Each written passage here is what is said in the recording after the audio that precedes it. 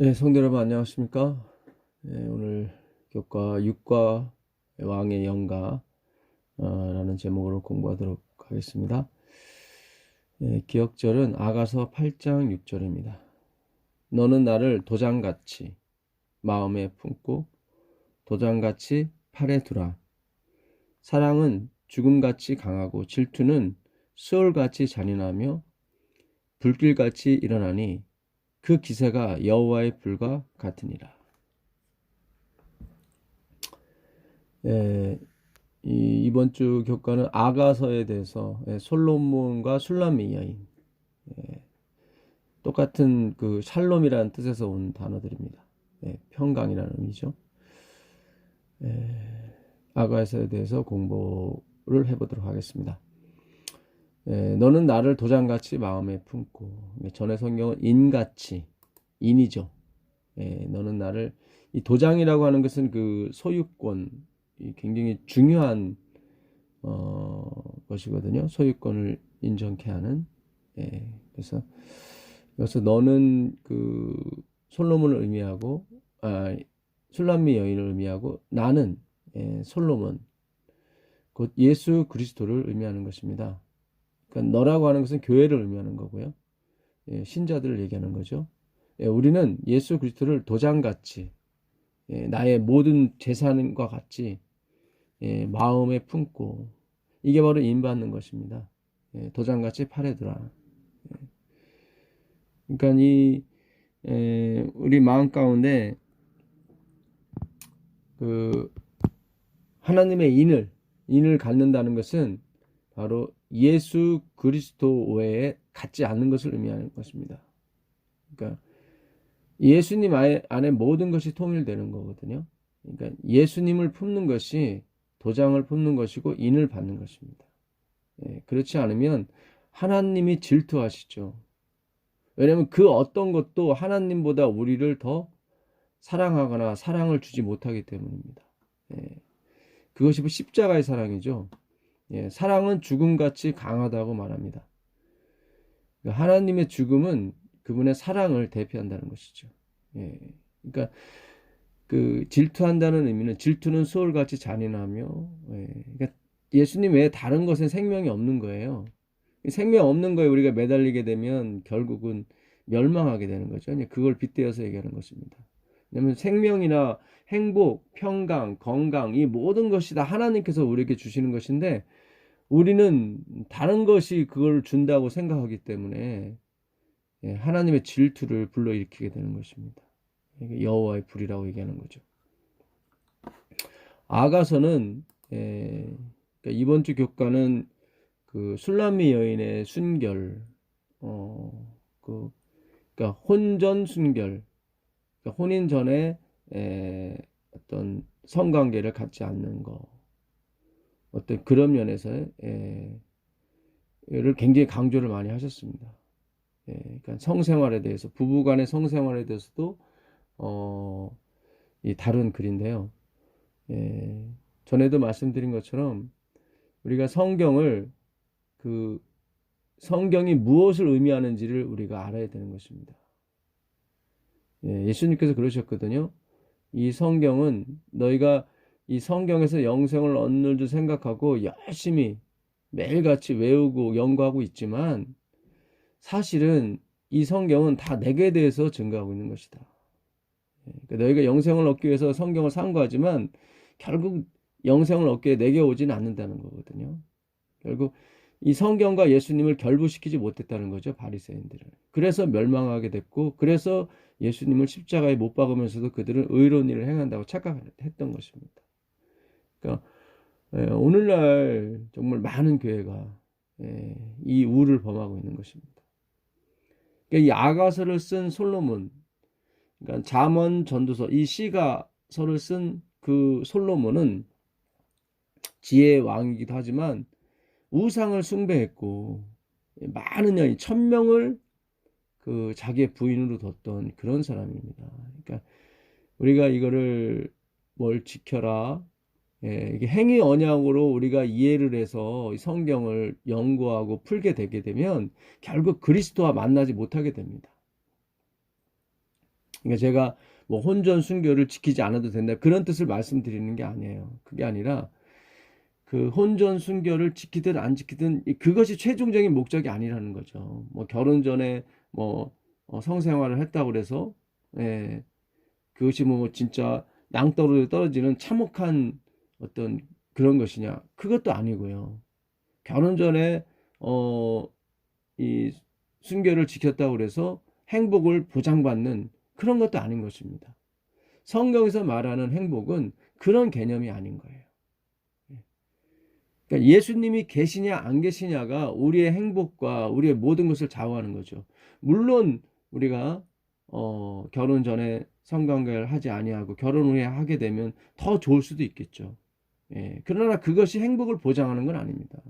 예, 오늘날 뭐 이혼하는 많은 사람들이 뭐 그걸 지켰고 안 지켰고 그래서 뭐 이혼하거나 이혼 안 하거나 그런 게 아니잖아요.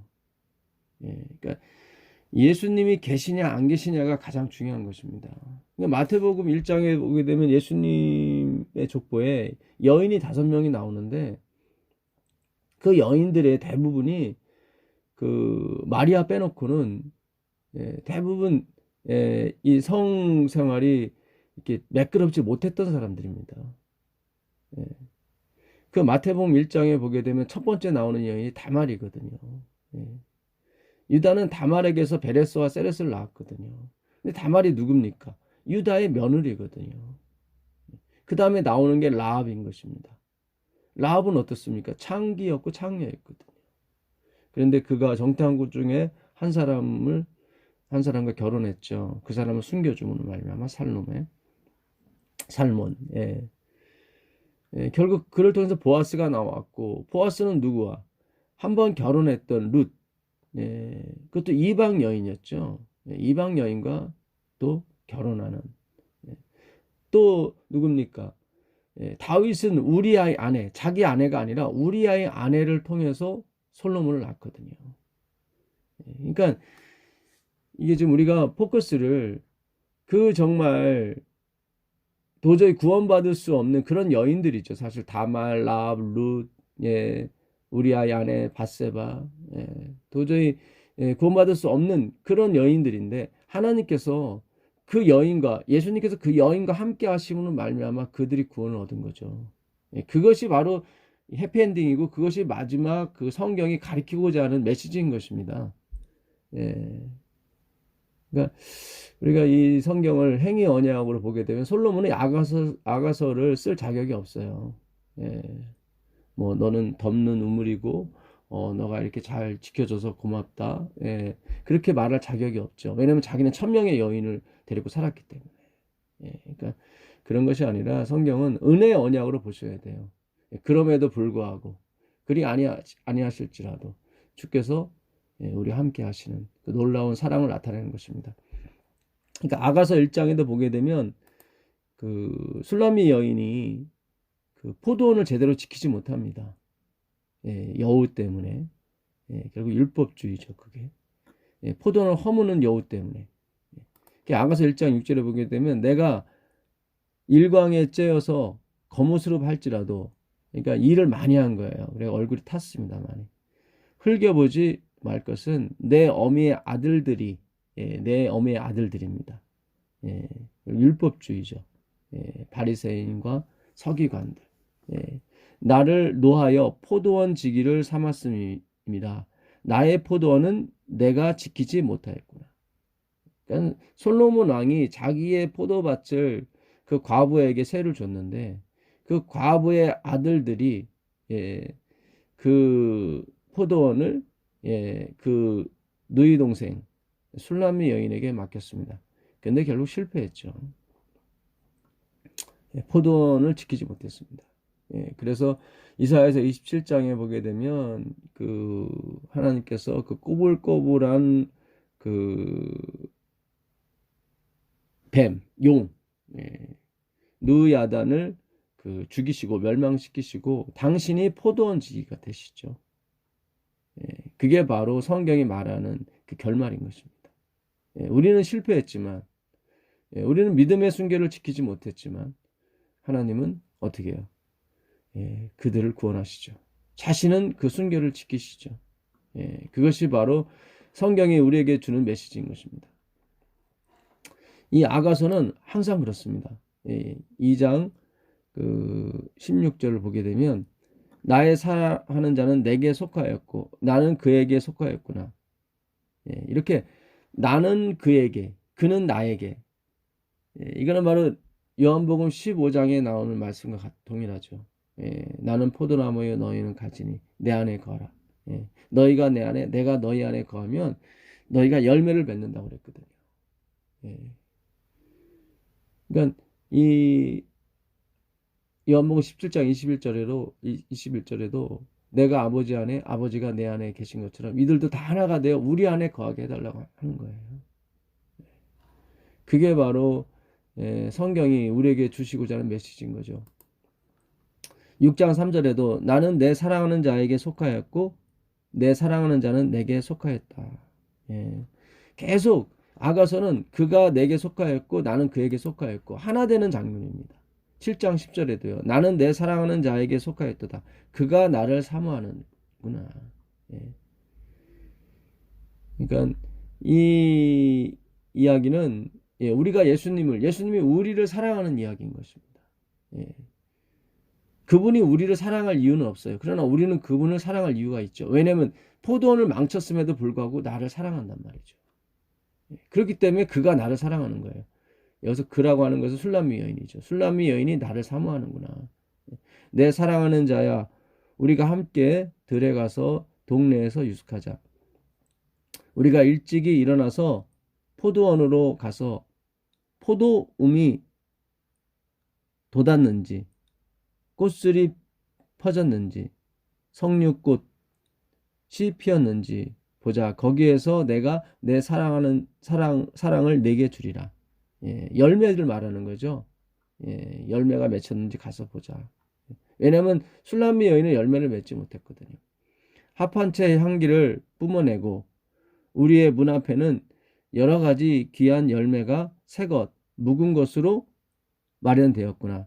내가 내 사랑하는 자 너를 위하여 쌓아둔 것이로다. 합한채라고 하는 것은 자기 나무인데요. 이것은 임신을 촉진시켜 주는 것입니다. 그러니까 열매를 맺게 해주는 거죠. 술람미 여인에게 합한채를 선물하게 됩니다. 그 요셉을 낳을 때도 그 라헬이 루벤이 가져온 그 합한채를 자기 남편을 언니 레아한테 주고 이 합한채를 자기가 먹음으로 요셉을 갖게 되죠. 물론 성경은 여호와께서 그를 긍휼히 여기셨다고, 그래서 그의 태를 여셨다고 하는데 어쨌든 이것은 상징을 의미하는 것입니다. 합한채라고 하는 것은 바로 예수님께서 십자가에서 돌아가신 그 죽음, 그 십자가를 의미하는 거죠. 십자가를 우리가 열매를 맺게 되는 것입니다. 우리의 문 앞에는 여러 가지 열매, 묵은 것, 새 것이 다 있는 거죠. 새 것, 묵은 것, 구약과 신약을 의미하는 것입니다. 그래서 그 열매가 없는 술람미 여인에게 그 솔로몬 대신 예수님께서 오셔서 열매를 주시는 거죠. 그것이 그 성경이 얘기하는 것이지, 우리가 그 결혼 전에 관계를 맺으면 맺는 사람에 대해서 우리가 막 그 정죄를 하고 그런 것이 아닙니다. 그런 혼전 순결이 나의 어떤 행복을 완전히 주장을 못해요. 그러니까 거기까지만 가면 안 되는 거예요. 제가 혼전 순결을 지키지 마십시오. 그런 게 아니에요. 오늘날 젊은이들이 교회에 자꾸 없는 이유 중에 하나가 자꾸 그들이 뭐 혼전 순결을 지키지 못해서가 아니라 우리가 정죄를 자꾸 하는 사상으로 계속 가르치기 때문에 그런 거예요. 그런 것이 아니에요. 나는 혼전 순결을 했기 때문에 깨끗하니까, 이런 사상이 뭐예요? 바리새인 사상인 거예요. 우리 모두는 다 뭐예요? 처녀가 아니에요. 사실상 믿음적으로 봤을 때는 우리는 다 죄인이라고요. 그러니까 우리가 그 목표 지점을 그 육체적인 순결로만 하시면 안 된다 이 말이죠. 처녀가 잉태하여 아들을 낳으리니 이름을 임마누엘 하리라. 예. 그가 선한 것, 그 악한 것을 분별하기 전에, 예, 뭐 이런 말씀이 그 이사야서 7장 14절에 있습니다. 예. 그 처녀, 그 당시 처녀, 거기 처녀라고 되어 있는데 예수님의 탄생을 의미하는 거죠. 예. 그 당시 이사야가 그 자기 아내와 동침함에 그가 마하살렐 하스바스를 낳아요. 예. 그 첫 번째 아들이 있었어요. 예. 첫 번째 아들이 스알 야숲이라고 있었지만 그 두 번째 아들을 낳고 나서 결국 7장 14절에 그 아이가 선한 것, 악한 것을 구별하기 전에 그 뭡니까? 아람 왕 그 르신과 이스라엘 백어가 망할 것이라고 했는데 실제로 처녀는 아니지만 그 아내가 임신하여 마할렐 하스바스 급속히 멸망하다. 그 두 왕이 멸망하게 됩니다. 아수르에 의해서. 그러니까 그 아내는 처녀가 아니거든요. 근데 거기서는 처녀가 잉태하여 아들을 낳는다고 했거든요. 예. 그러니까 거기서 말하는 처녀는 믿음의 처녀를 얘기하는 것입니다. 예. 정말 여호와 예수님 한 분만을 마음에 도장같이 품은 여인, 예. 그 여인이 처녀인 것입니다. 그게 뭐 누구예요? 다말이고 그게 라합이고 그게 룻이었던 것입니다. 예. 그들은 다 처녀가 아니었죠. 예. 그러나 하나님은 그 중심을 보시거든요. 그것을 진정한 순결이라고 얘기하는 것입니다. 예, 육체적인 순결로 끝나는 게 아니다 이 말씀을 드리는 거예요. 근데 오늘날 우리는 육체적인 순결을 지키면 다 지켰다고 생각하고 그것으로 만족하고 그것으로 자랑하고 그것으로 남을 정죄한단 말이죠. 그걸 율법주의, 인본주의, 그거를 유대주의라고 하는 것입니다. 예수님은 분명히 말씀하셔요. 마태복음 가보겠습니다. 마태복음 10장 14절 15절에 보시면 마태복음 10장입니다. 14절 15절 누구든지 너희를 영접하지도 아니하고 너희 말을 듣지도 아니하거든 그 집이나 성에서 나가 너희 발에 먼지를 털어버리라. 내가 진실로 너희에게 이르노니 심판날에 소돔과 고모라 땅이 그 성보다 견디기 쉬우니라. 소돔과 고모라는 성적으로 아주 문란한 데입니다. 남자 여자와의 성관계가 문란한 것뿐만 아니라 그걸 뛰어넘어서 그건 좀 양반인 거예요. 남자끼리 여자끼리 관계하는 그런 동성애가 아주 극치했던 그런 소돔과 고모라인데 그 당시 바리새인 이스라엘 백성 예수님의 십자가를 거부하는 예수님의 은혜를 거부하는 그런 행위를 그 소돔과 고모라보다 더 못된 죄악으로 하는 것입니다. 10장만 있는 것이 아니에요. 11장도 가보시면 11장 24절 보겠습니다. 내가 너에게 이르노니 심판날에 소돔 땅이 너보다 견디기 쉬우리라 하니라. 이게 가버나움을 얘기하는 것입니다. 가버나움과 고라신. 정말 예수님께서 그렇게 사랑을 많이 줬던 기적을 많이 행했던 곳인데 오직 예수님으로 구원받는 것에 대해서 그들이 동의하지 않는 거예요. 그것을 예수님은 뭐라고 말씀하세요? 소돔이 오히려 견디기 쉬울 것이다. 소돔성이 오늘날까지 있었을 것이다. 이렇게 말씀하시는 거예요. 그러니까 소돔성이 심판이 안 일어났다는 거죠. 누가 계신다면 예수님이 계신다면 그 얘기하는 거예요. 소돔성이 오늘날까지 있었으리라는 얘기는 예수님이 그 가운데 있었다면 그들이 그런 어떤 남색을 해도 구원받는다 그런 뜻이 아니라 물론 그럴 수도 있죠. 동성연애자도 하나님께서 구원하실 수 있습니다.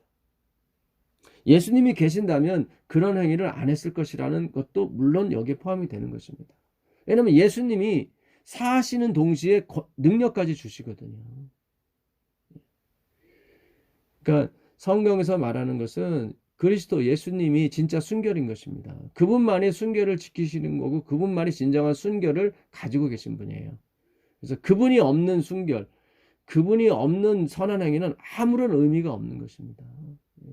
그분이 없는 자연이 우리에게 어떻게 도파민을 내보낼 수 있으며 우리가 즐거움을 줄 수 있겠습니까? 결코 그럴 수 없거든요. 그러니까 우리가 오늘 이 교과에서 이 왕의 연가라고 제목인데, 왕은 예수님을 말하지 않습니까? 예, 연가, 사랑의 노래예요. 예, 그래야지 솔로몬의 노래, 남자의 노래가 되어서는 안 되는 것입니다. 예, 그 성경에는 그 혼전 순결에 대해서 그 이렇게 얘기하고 있습니다. 출애굽기 22장 16절을 가보시면, 사람이 정혼하지 아니한 처녀를 꿰어, 그러니까 약혼을 안 했는데 그 약혼하지 않는 상태에서 그 처녀를 꿰어서 동침하였으면, 그러니까 혼전 순결을 이룬 거죠. 예, 그러니까 혼전 성관계를 한 것입니다. 빙패를 들여 아내로 삼을 것이요. 그러니까 빙패라고 하는 것은 그 장인에게 주는 선물, 더 구체적으로 말하면 그 아내를 맞이하기 위해서 그 아내의 몸값을 치르는 거죠. 그걸 빙패라고 해요. 그러니까 장인에게 돈을 줘야 되는 거예요. 그러니까 예수님이 우리를 죄에서 당신의 생명값으로 어떻게 해요? 당신의 생명값으로 주고 우리를 사는 거예요. 그런 걸 얘기하는 거예요. 예. 그래서 빙패를 들여 아내로 삼을 것이요. 그러니까는 약혼을 안 했는데 그 성관계를 했다. 그러면은 반드시 그 여인을, 그 몸값을 주고 사서 아내로 삼으라는 거죠. 결혼을 하라는 거예요. 책임을 지라는 의미입니다. 예. 근데 만일 그 아비가 그에게 주기를 거절하면 그는 처녀에게 빙패하는 일례로 돈을 낼지니라. 근데 그 아버지가 그 사위될 사람을 원치 않아요. 예. 그렇게 될 경우에는, 예, 그러니까 그 남자를 원치 않아요. 자기 딸과 동침한 사람을 원치 않아요. 이거는 서로 다 합의하에 한 것입니다. 사실은. 예, 물론 깨었다고 얘기는 하지만 어쨌든 합의하에 한 거예요. 그럴 경우에는 어떻게 해요? 예, 그 아버지에게 빙패물, 그 결혼할 때 줘야 되는 그런 돈, 몸값과 같은 그 금액을 줘야 된다는 거예요. 예. 그러니까 반드시 책임을 지라 이 말이에요. 이 말씀은. 예, 결혼 안 했을 경우에는 그거에 상당하는 책임을 지라. 예, 이거는 뭐를 상징하냐면 예수님께서 우리를 취하셨을 때 반드시 책임을 진다는 것을 강조하기 위해서 이런 그 제도를 만드신 것입니다. 예. 그 출애굽기 21장에도 가보게 되면 여자를 종으로 들였을 때, 돈으로 사서 종을 들였을 때 그 여인은 어떻게 돼야 될지에 대해서 출애굽기 21장, 이 출애굽기 20장부터 23장까지는 그 십계명과 그 율례에 대해서, 그 법도에 대해서 하나님께서 이렇게 말씀하신 것입니다. 출애굽기 21장 7절, 사람이 그 딸을 여종으로 팔았으면 그는 남종같이 나오지 못할지며, 그러니까 남자는 그 7년 되는 해에 풀어주라고 돼 있는데 여자는 결코 풀어주지 말라는 거예요. 이거는 그분이 영원토록 책임지시겠다는 거죠. 그러니까 남자는 예수 그리스도를 얘기하는 것입니다. 예수 그리스도께서 어떻게 해요? 6년간 십자가에서 그분이 죽음을 말합니다. 그리고 우리를 위해서 봉사하시는 그 6천년간을 의미하는 거죠. 그래서 그 6천년간 우리를 위해서 봉사하시는 그것으로 그분은 풀려나는 거죠. 그 남종같이 나오지 못할지며 만일 상전이 그를 기뻐 아니하여 상관치 아니하면 그를 속신케 할 것이나 그 여자를 속임이 되었으니 타국인에게 팔지 못할 것이요. 근데 그 상전이 그를 기뻐하지 않았을 경우에 그때는 어떻게 해요? 그를 돌려보내라는 거죠. 돈을 다시 되돌려받거나 해서는 안 된다는 거죠. 돈을 지불하고 이제 왔잖아요. 그래서는 안 된다. 그러니까 그 지불한 돈을 다시 되받거나 물릴 수 없다는 얘기예요. 지금 이 말씀은. 너희가 기뻐하지 않으면 그 여인을 그대로 돌려보내라. 대신 타국인에게 팔아서는 안 된다. 만일 그를 자기 아들에게 주기로 되었으면 며느리 삼기로 하였으면 그를 딸같이 대접할 것이요. 만일 상전이 달리 장가들지라도 그의 의복과 음식과 동침하는 것은 끊지 못할 것이요. 여기 동침이 또 나오죠. 그러니까 그 여종과 장가들지 않고 그 자기가 사왔는데, 예? 사왔는데 자기가 장가들지 않고 다른 여자와 장가들었어요.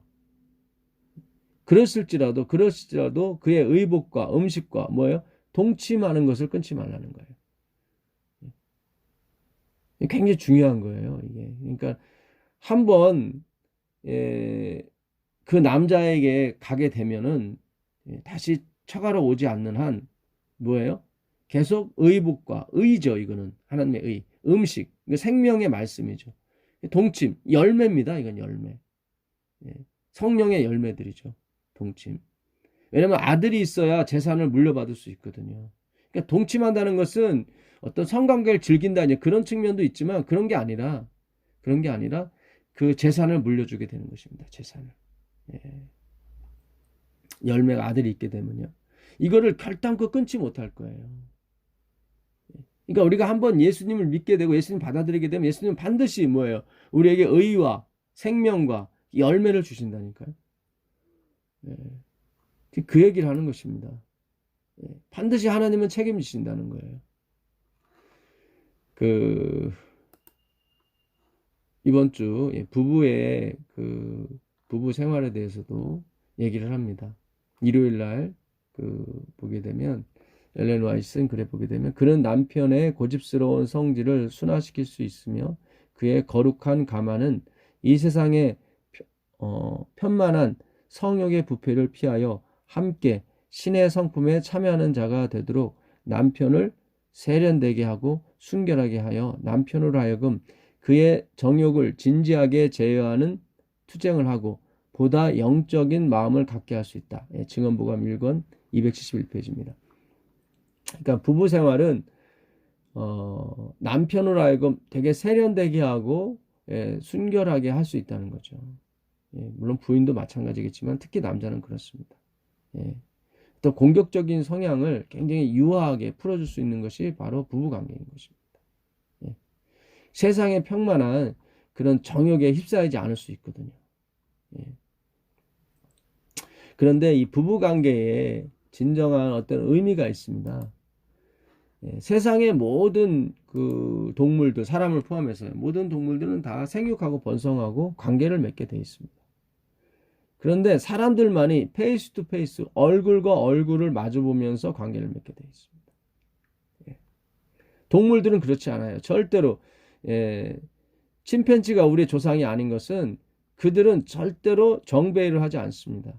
후배이만 합니다. 그러니까 왜 사람만 정배를 하는가? 그것이 부활을 상징하기 때문에 그런 것입니다. 부활을. 창세기 23장 2절에 보게 되면 사라가 그가 117세에 죽습니다.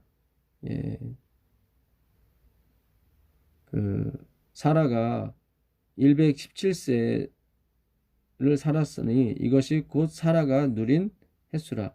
사라가 가나안 땅 헤브론 곧 기랏 아르바에서 죽음에 아브라함이 들어가서 사라를 위하여 슬퍼하며 애통하다가 그 시신 앞에서 일어나 이렇게 되어 있습니다. 근데 그 시신이라고 이 시신 앞이라고 번역되어 있는데요. 시신은 맞습니다. 근데 앞이 아니라 파님. 파님이라고 되어 있어요. 쿰 아브라함 파님. 그리고 앞에서가 아니라 위에서입니다.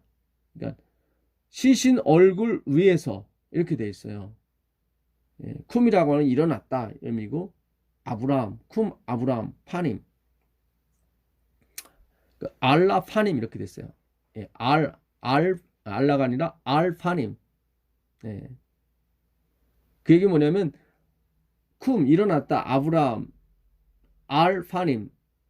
파님은 얼굴입니다. 얼굴 위에서. 그러니까 그거는 부활을 상징하는 거예요. 그러니까 우리가 예수님이 오시면 얼굴과 얼굴을 마주하여 볼 것이요 다 부활을 의미하는 것입니다.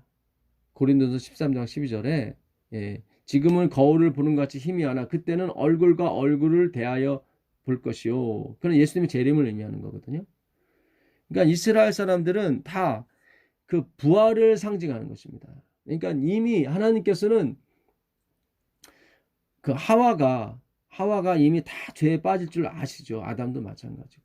그래서 우리 아담이신 예수 그리스도께서 얼굴과 얼굴을 보면서 그 뭡니까? 부활을 생각하는 거예요. 부활.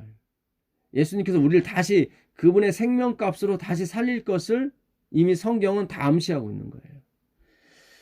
그 열왕기상 17장 21절도 가게 되면 엘리야가 그 과부의 아들을 살리는 장면이 나옵니다.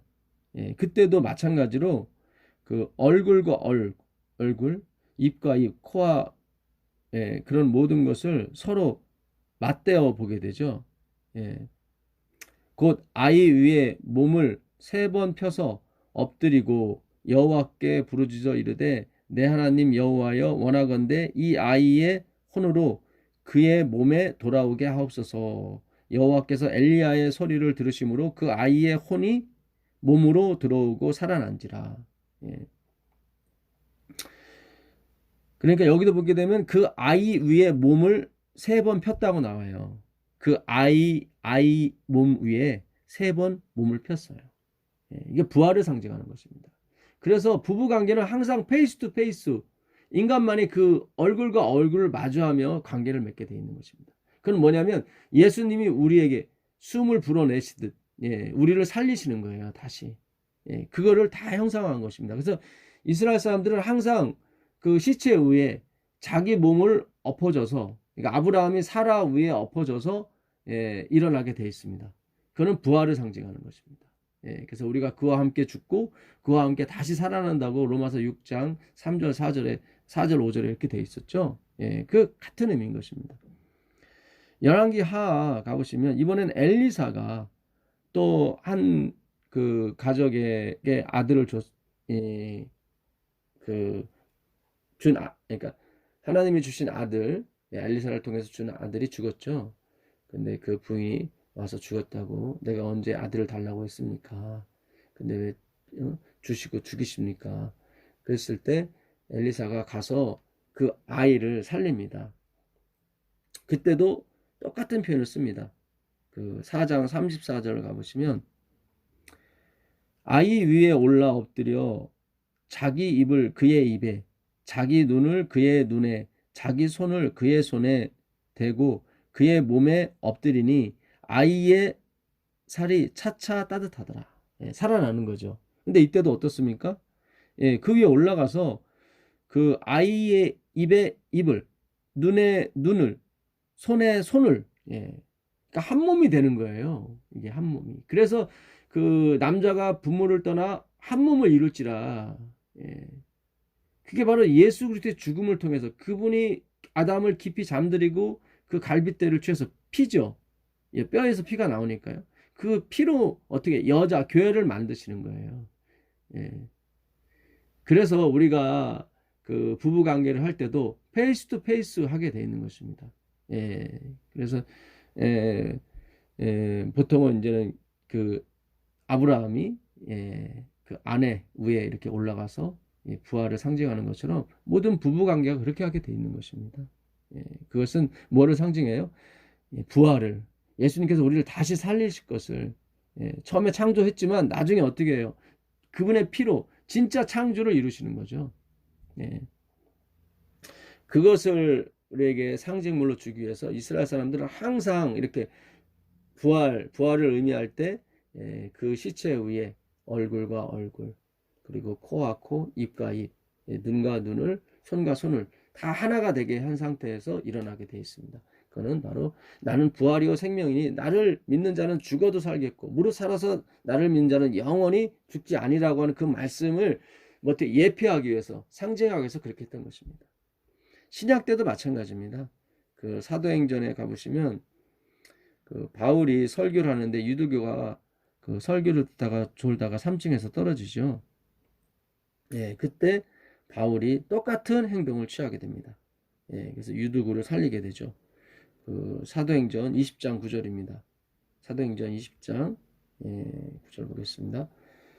유두구라 하는 청년이 창에 걸터 앉아 있다가 깊이 졸더니 바울이 강론하기를 더 오래 하매 졸음을 이기지 못하여 3층에서 떨어지거늘 일으켜보니 죽었는지라. 죽었어요. 유두구가 3층에 떨어져서. 바울이 내려가서 그 위에 엎드려, 여기 나오죠. 그 사람 몸에, 유두구 위에 엎드려 그 몸을 안고 말하되 떠들지 말라. 생명이 그에게 있다. 다시 부활시키는 거죠. 부활시킬 때도 어떻게 해요? 유두구 위에 누워서 눈과 눈, 그리고 코와 코, 입과 입을 서로 안는 거죠. 그래서 그를 다시 생명을 불어넣는 것입니다. 그래서 이 부부 관계는 예수님이 그랬거든요. 하늘나라에는 없다고요. 그 마태복음 22장 29절 이하에 보게 되면 너희가 성경도 오해했고 하나님의 능력도 오해했다. 그 부활 때에는 시집도 장가도 가지 않는다고 그랬어요. 천사들과 같다고 그랬습니다. 그러니까 천사들은 한꺼번에 다 만드셨어요. 근데 사람은 그렇게 창조 안 하시고 아담을 창조하시고 여자를 창조하신 다음에 서로 부부관계, 생육하고 번성을 통해서 계속 자녀가 나오게 돼 있습니다. 그것은 우리로 아버지 역할을 해보라는 거죠. 우리로 남편 역할을 해보라는 거예요. 그러면 우리가 얼마나 아내를 사랑하고 얼마나 여자를 사랑하고 또 자식을 사랑하는지 그걸 느껴보라는 거예요. 그게 바로 창조의 마음이고 그것이 하나님의 마음인 거예요. 그 마음을 안 사람이 어떻게 해요? 다스릴 수 있는 거예요. 그거를 전해줄 수 있는 거예요. 그래서 유독 인간만이, 우리 사람들만이 생육하고 번성하게 돼 있던 것입니다. 그래서 그 하나님의 십자가의 사랑, 당신이 죽어서, 부모가 죽어서 자식을 낳잖아요. 그러니까 부모는 그 자식을 위해서 생명을 바치는 게 부모거든요. 여인이 어찌 그 젖먹는 자식을 잊겠느냐. 혹은 그를 잊을지라도 나는 너희를 잊지 않겠다고 말씀하셨거든요. 그분이 하나님이에요. 그것을 우리가 잠시 그 예표로서, 상징으로서 우리가 이렇게 맛보는 것입니다. 이 모든 부모가 자식을 사랑하지는 않잖아요. 그러나 하나님은 항상 잊지 않으시고 우리를 돌보시는 분. 그거를 조금 느껴보는 거예요. 그거를 느껴본 사람만이, 그리스도의 십자가의 경험을 한 사람만이, 십자가를 우리가 믿은, 예수님의 죽음을 믿은, 그 은혜를 믿은 사람이, 은혜에서 떨어지지 않은 사람이 어떻게 해요? 하늘에서 왕 노릇하는 거예요. 그 왕은 뭐예요? 사랑을 전해주는 메신저 역할을 하는 거예요. 그걸 그 천사들도 살펴보길 원하는 거예요, 사실은. 근데 천사들은 못하죠. 그러니까 그 하나님의 목적은 시집가고 장가가고 뭐 그런 게 아닙니다. 거기서 행복 느끼고 잘 살고 잘 먹고 그냥 그런 게 아니에요. 그게 아니라 그 하나님이 우리를 얼마나 사랑하셔서 교회를 만드셨는지, 우리를 만드셨는지 그걸 느껴보라는 거예요. 그래서 하나님과 우리만이 그 생각을 공유할 수 있어요. 그걸 아브라함이 자식을 드림을 통해서 그가 공유했거든요. 하나님이 우리를 위해서 독생자를 주시는 것을. 그게 십자가의 경험인 거예요. 그래서 우리가 부부관계를 하는 것이고 자식을 낳는 것입니다.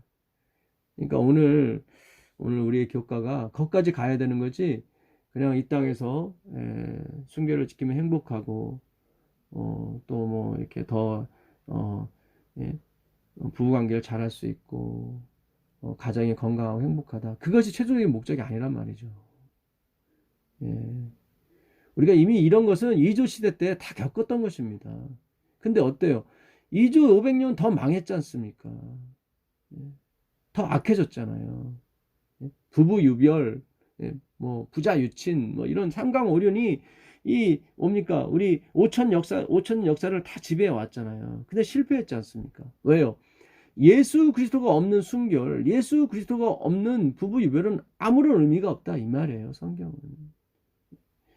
그거를 가리키기 위해서 성경을 주신 것입니다. 정말로 왜 솔로몬이, 그 자격이 없는 솔로몬이 아가서를 쓰고 했는지를 우리가 이해를 하셔야 돼요. 그래야지 이거 지켜라 저거 지켜라 막 이렇게 해버리면은 그걸로만 끝나게 되면 예수님을 만나지 못하게 돼요. 물론 우리가 어떤 율법을 지켜서 행복의 어떤 절정에 이르게 되면 감사하고 고마움이 나오겠죠. 그러나 그것이 영원하진 않잖아요. 예? 그래서 뭐 순결을 잘 지키신 분도 나중에 이혼하게 되고 나중에 서로 미워하고 서로 싸우게 되지 않습니까?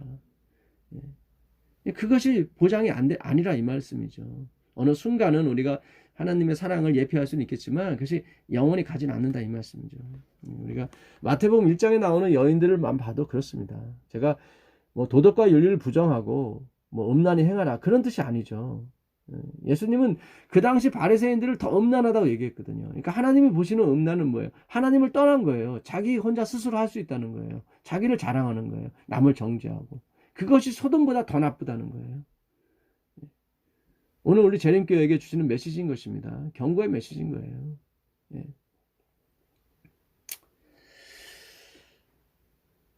그 모세가 예, 그 모세에 대해서 엘렌 지 화이트가 쓴 글이 있습니다. 그 살아남는 이 173페이지 보게 되면 그 사단이 모세를 죄악에 빠뜨리는 장면이 나와요. 예. 그러니까 이 장면은 모세가 애굽 사람을 쳐 죽인 장면도 아니고, 그러니까는 모세가 그 민수기 20장에 보게 되면 그 우리가 너희를 위해서 물을 내랴 하고 하나님의 거룩함을 드러내지 못합니다. 예. 결국 자기 힘으로 그러니까 내가 너에게 구원을 줄 수 있다는 생각을 품게 했던 것이 바로 모세로 가나안 땅에 못 들어가게 한 결정적인 죄였던 거예요. 예. 그러니까 모세가 애굽 사람을 쳐 죽인 그 출애굽기 2장 11절을 보게 되면 그 히브리 사람과 애굽 사람이 다투는데 거기에서 모세가 히브리 사람 편을 들고 애굽 사람을 죽입니다. 예. 이제 그거에 대해서는 하나님이 함구하지 않으세요. 그러니까 함구하세요. 그러니까 얘기를 안 하세요. 예, 한번 읽어보겠습니다. 사탄은 모세가 하나님께 범죄하도록 하는 일에 성공하였으므로 의기양양했다. 이거는 바로 모세가 반석을 2번 치고 우리가 너를 위해서 물을 내랴? 예, 마치 자기가 하나님의 역할을 했던 거죠. 예, 그는 온유했던 사람이에요. 이 범죄 때문에 모세는 죽음의 권세 아래에 들어간 것이다. 여기 나오잖아요. 이 범죄 때문에 그가 어떻게 해요? 예, 죽음 아래에 들어가게 된 거예요. 죽음의 권세 아래. 그가 애굽 사람을 이렇게 쳐 죽인 것은 여기서 그걸 묻지 않아요. 제가 살인해도 된다. 그런 측면이 아니에요. 그게 아니라 그리스도의 빛을 가리냐 안 가리냐가 결국 죄냐 죄가 아니냐를 가늠한다 이 말씀이죠. 엘렌 화이트 분명히 그것을 얘기하는 거거든요. 모세가 만일 계속하여 하나님께 신실하고 그의 생애가 한 가지 범죄, 즉 여기 한 가지 범죄라 나오죠. 예. 그의 생애가 이 한 가지 범죄, 즉 반석에서 물을 내게 함으로써 영광을 하나님께 돌리지 못한 그 죄로 더럽혀지지 아니하였더라면, 그러니까 모세를 더럽힌 죄는 그 살인죄가 아니라 이 죄였어요. 십자가의 그 영광을 가린 죄예요. 하나님은 그것만 보세요. 뭐 순결을 지켰냐 안 지켰냐 그걸 보는 게 아니란 말이죠. 그가 살인 안 하면 더 좋을 뻔했죠 사실은. 그러나 우리 모두는 살인자입니다 사실은. 남을 미워하고. 그는 약속하신 땅에 들어갔을 것이요 죽음을 맛보지 아니하고 승천하였을 것이다. 아 이거 대단합니다. 지금 그가 가나안 땅에 들어가고 승천까지 할 수 있었대요. 죽음을 맛보지 않고 에녹과 엘리야처럼. 근데 왜 못 들어갔어요? 그 살인죄가 아니라 하나님의 영광을 마치 자기가 뭔가를 할 수 있는 사람처럼 드러냈단 말이죠. 나는 순결을 지켰습니다. 이렇게 막 나는 토색 불이 가늠하는 자와 같지 아니하고 저 세리와도 같지 않습니다. 라고 그걸 주장했단 말이죠. 다 그것이 하나님께서 하시는 일인데 마치 자기가 자기의 선택과 능력과 노력과 결정으로 한 것처럼 드러냈단 말이죠. 못 가요 그거는. 사탄이 모세의 시체를 요구한 것은 그가 범한 한 가지 죄 때문이었다. 예, 그가 계속 나오잖아요. 엘렌 G 화이트는 모세는 한 가지 죄를 범했대요. 그게 뭐예요? 십자가의 영광, 그리스도의 영광. 예, 그분이 알파 오메가고 그분이 처음부터 끝까지 다 하시는 건데, 예, 그가 중간에 끼어든 거죠. 자기 의를 가지고. 예, 그 죄 때문에 멸망당하는 거예요. 그 죄 한 가지로 사탄은 계속 뭐예요? 시비를 거는 거예요. 예, 그가 범한 한 가지 죄 때문이었다. 그러나 그리스도께서는 온유하게 그를 하늘 아버지께 위임하시면서 주께서 너를 꾸짖으시기를 원하노라고 말씀하셨다. 예, 이거 보세요. 예, 예수님이 대속하셨잖아요. 그 엄청난 죄를 범했는데도 불구하고 예수님께서 사탄에게 그러잖아요. 너를 꾸짖는다. 예, 왜냐하면 그분은 십자가에서 모세의 죄를 다 속하셨기 때문인 것입니다. 그리스도는 사단에게 모세는 겸손한 마음으로 그 한 가지 잘못을 뉘우쳤으므로 계속 한 가지 잘못이라고 나오죠. 그러니까 회개했다는 얘기죠. 예, 주님께서 주시는 은혜인데도 불구하고 마치 제가 한 것처럼 이렇게 잘못 나타냈습니다. 라고 잘못을 뉘우쳤다는 거죠. 그 품성에 아무 흠도 남아있지 않고, 예, 그러니까 품성에 흠이 남았다는 것은, 예, 그가 그 품성의 흠이 뭐였어요? 하나님을 의지하지 않은 것이 품성의 흠이었어요. 근데 그걸 회개했어요. 그래서 그의 품성에는 아무 흠도 남지 않았어요. 그러니까 우리가 하나님 앞에 흠도 없이 점도 없이 설 수 있는 방법은 그리스도의 보혈에 그분의 공로에 의지하는 수밖에 없다는 걸 얘기하는 것입니다. 나 자신을 나타내지 말라는 얘기예요. 반대로 내 자신을 나타냈다는 것은 그가 아무리 순결을 지키고 깨끗한 삶을 살을지라도 그건 흠이에요. 그건 하늘의 품성이 아니에요. 그러니까 우리가 품성을 변화해야 됩니다. 거듭나야 됩니다. 라고 하는 것은 오점을 남기지 마라 우리 행위에, 그게 아닙니다. 그게 아니라 우리는 무수한 오점이 있는데 주님의 보혈로 그걸 씻으라, 그 얘기예요. 그게 품성 변화고 그게 거듭남인 거란 말이죠. 그러니까 그리스도의 보혈을 항상 갖고 있는 것이 거듭남이에요. 우린 자꾸 보혈 없이 아니면 일시적으로 보혈로 거듭나고 그 다음부터 다 독립하려고 그래요. 아닙니다. 그런 것이 아닙니다. 보혜사, 성령 보혜사가 우리가 영원토록 함께 하신다는 얘기는 그분의 보혈이 항상 영원히 함께 하신다는 거예요. 왜냐하면 성령 보혜사는 뭡니까? 그분이 죽으심으로, 십자가의 죽으심으로 우리에게 주어진 성령이시거든요. 예. 그분이 옆구리에 찔렀을 때 피와 물이 나왔잖아요. 요한일서 5장 7절에 피와 물, 성령은 하나라고 그랬거든요. 그러니까 피와 물은 성령이란 말이죠. 그건 십자가고 그리스도예요. 예. 그것이 거듭남이에요. 저는 그리스도 없이는 단 하루 살 수도 없군요. 그 사람이 거듭난 사람이에요. 그 사람이 품성 변화된 사람이에요. 내가 죄를 하나도 안 졌습니다. 그런 게 아니라 그것이 한 가지 죄예요. 지금 모세가 그 죄를 범한 거예요. 나는 죄를 하나도 안 범했습니다. 그래서 내가 너에게 생명수를 주노라. 마치 자기가 물을 주는 것처럼. 그러니까 오늘 우리가 그런 죄를 다 범한 거예요. 재림교회가. 그런 식으로 가려고 했단 말이죠. 근데 오늘의 교과도 그런 식으로 가려고 하는 거죠. 예수가 없는 순교는 의미가 없다니까요. 예수가 없는 이 자연에서의 삶은 도파민이 안 나와요. 도파민은 예수님이 계셔야 나온단 말이죠. 자연에서 아무리 좋은 걸 먹고 아무리 좋은 경치를 볼지라도 예수님이 안 계시면 뭐예요? 도파민이 안 나와요. 도파민이 나오지 않습니다.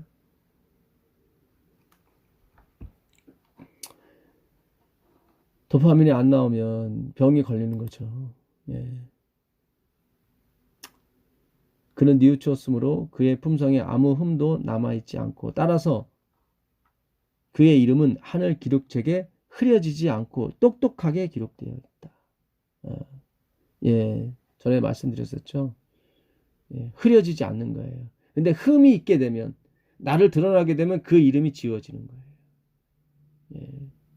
그러니까 우리 모든 사람은 다 태어날 때부터 생명책에 기록이 되어 있습니다. 십자가의 능력은 그거예요. 모든 사람을 구원하는 거예요. 근데 그 십자가의 은혜를 거부하게 되면 생명책에, 하늘 기록책에 이름이 흐려지는 거예요. 예. 하늘 기록책에 흐려지지 않고 똑똑하게 기록되어 있음을 안다고 하셨다. 그리고 그리스도께서는 사탄이 요구하던 모세의 시체를 부활시키셨다. 예. 이렇게 부활하는 것입니다. 회개에서. 그것이 바로 부부관계인 거예요. 예. 그것이 얼굴과 얼굴을 보는 것입니다. 예. 그 얼굴과 얼굴을 바라보므로 우리는 회개를 하는 거예요. 회개라는 건 뭐예요? 그분의 사랑을 받아들인다는 의미인 것입니다. 아, 그분이 나를 사랑하는구나. 남편이 나를 사랑하는구나. 그걸 부부관계를 통해서 알 수 있는 거거든요. 예. 그래서 하나님께서 그렇게 부부의 성생활을 이렇게 허락하신 겁니다. 예. 누구를 알라고요? 그리스도를 알라고. 예. 나의 성선에는 해됨도 없고 상함도 없는데 그것은 물이 바다를 덮은 같이 덮는 거잖아요. 물이 바다를 덮은 같이 여호와를 아는 지식으로 세상이 충만해질 것이기 때문에 해됨도 상함도 없는 거예요. 그건 사랑의 충만을 의미하는 것입니다. 예수 그리스도를 아는 지식이 가장 고상한 거예요. 오늘 우리가 이 아가서를 통해서 그 하나님이 우리에게 70년과 그 가망권을 보내시면서 사랑을 고백하는 그 장면에 우리가 접하고 있는 것입니다. 그분은 포도원을 지키지 못하는 그 술람이, 얼굴도 검은 그 술람이 여인, 고생을 정말 많이 한, 열매를 맺지 못한 그 여인, 마치 마태복음 1장에 나오는 그 여인들에게 뭐예요? 내가 너한테 들어가겠다라고 말씀하시는 거예요. 예. 너가 내 안에, 내가 너희 안에 거하게 하라. 그분이 바로 라오디게 교회의 문을 두드리고 계신 예수 그리스도인 것입니다. 예. 문을 열면 그는 나와 더불어 먹고 마시겠다고 말씀하시거든요. 예. 그게 생명 대신 예수 그리스도의 말씀을 먹는 장면을 얘기하는 것입니다. 예. 그게 이기는 자예요. 그 사람. 예. 그것이 왕의 연가인 것입니다. 예. 그래서 오늘 우리가 하나님과 순수한 사랑을 해야 되는 것입니다. 순수한 사랑. 오염되지 않은 사랑. 철저히 그분의 섬기심을 받아들이고 나는 nothingness가 되고 주님의 사랑 없이는 저는 단 하루도 살아갈 수가 없습니다. 그걸 확인하는 작업이 바로 부부관계인 것입니다. 얼굴과 얼굴을 마주해 보는 거예요. 그분이 숨을 내쉬며 가라사대 성령을 받으라 그러는 거죠. 성령은 말씀을 의미하는 것입니다. 제가 지금 이건 다 비유입니다. 어떤 육체적인 관계를 계속 포커스를 맞추는 게 아닌 것입니다. 영적인 관계를 얘기하는 거예요. 예. 우리가 독신으로 살아도 그거를 느낄 수 있는 거예요. 하나님의 사랑을요. 꼭 부부관계를 해야만 된다. 그런 의미가 아닌 것입니다. 성경에 그걸 설명을 했기 때문에 제가 설명해 드리는 겁니다. 그 화요일 날 보게 되면 예언의 이런 말씀이 있습니다. 순수한 사랑에 의해 이루어진 것은 무엇이든지 사람이 보기에는 매우 작고 하찮으나 사실은 전적으로 풍부한 열매를 맺는다. 예, 이 순수한 사랑이 필요한 거예요. 예. 주님, 저희는 순결하지 못한 사람입니다. 주님, 저희는 열매가 없는 사람들입니다. 저희는 실패자입니다. 예. 그럴 때 주님, 솔로몬, 평강이 되신 왕께서 오시는 겁니다. 예. 하나님께서는 얼마나 많은 양의 일을 했느냐기보다 얼마나 많은 사랑을 행사했는지를 더 중요하시기 때문이다. 중요하게 여기신다. 증언보감 1권 209페이지입니다. 그렇습니다. 어떤 옳은 일을 많이 했냐, 그거를 평가하기보다는 얼마나 많은 사랑을 가지고 있느냐, 그것이 바로 하나님이 평가하시는 기준인 것입니다. 사랑을 받으십시오. 하나님의 사랑에 빠져보십시오.